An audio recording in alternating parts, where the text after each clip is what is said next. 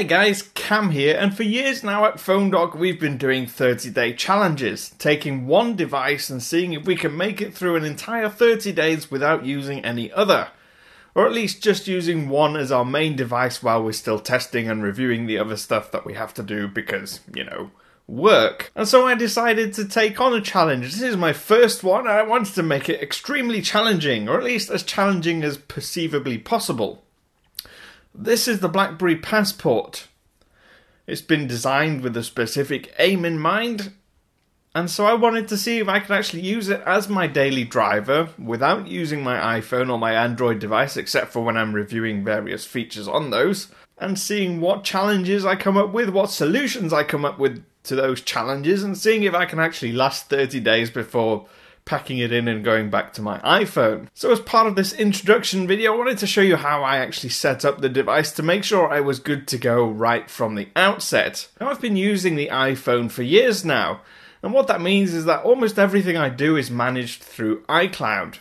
So I've got an iCloud email address, all my calendars and contacts are synced through iCloud. But for setting it up with other apps and other devices, what then I had to do was to go to the Apple ID management site, create an app-specific password, give it a name like BlackBerry Passport, and then use that app-specific password on my BlackBerry Passport. So I can't just input my regular password and go through the usual two-factor ID stuff, verification.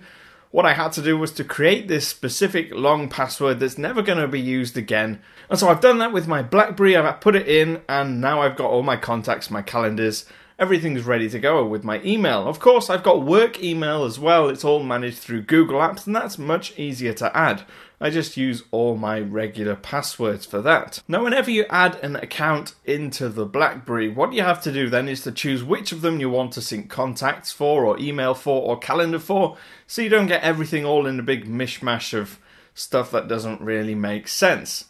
And also, when you're trying to manage BlackBerry Hub, you have to try and prioritize the stuff that you want to see in the generalized hub and stuff that you want separated from that in its own account. So with stuff like Facebook and Twitter that you get notifications for all the time that aren't that important, what I advise is switching them across to your own separate app and not having them in the generalized stuff. So I had to go through all this process to make sure that the BlackBerry was set up the way I wanted it to be.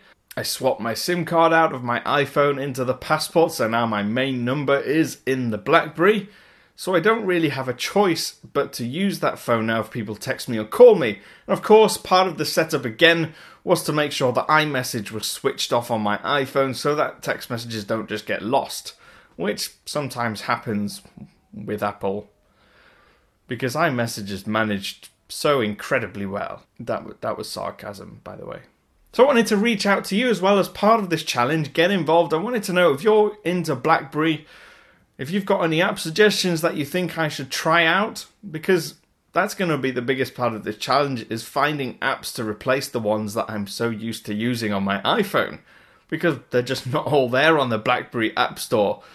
So give me suggestions, let me know what I should try out, what's the best way to manage my BlackBerry. So this is a challenge partly because of the user interface and the way of controlling it and the app ecosystem, and all that stuff is different, but also the hardware is entirely different. It's got a huge physical keyboard, which is something I haven't used for a very long time. However much I do like physical buttons, so I'm actually quite looking forward to this. I would say the ratio of looking forward to and being absolutely petrified by this challenge is probably about 50-50. Maybe I shouldn't have taken this on. It's quite frightening. I'll let you know if I'm surviving. I'll keep you updated. I'll be using Twitter, so I'm at PhoneDoc_Cam on Twitter with sort of daily tweets about how I'm finding this challenge. I'll try and maybe I'll use a hashtag, and I'll leave that hashtag once I've thought what that hashtag's going to be.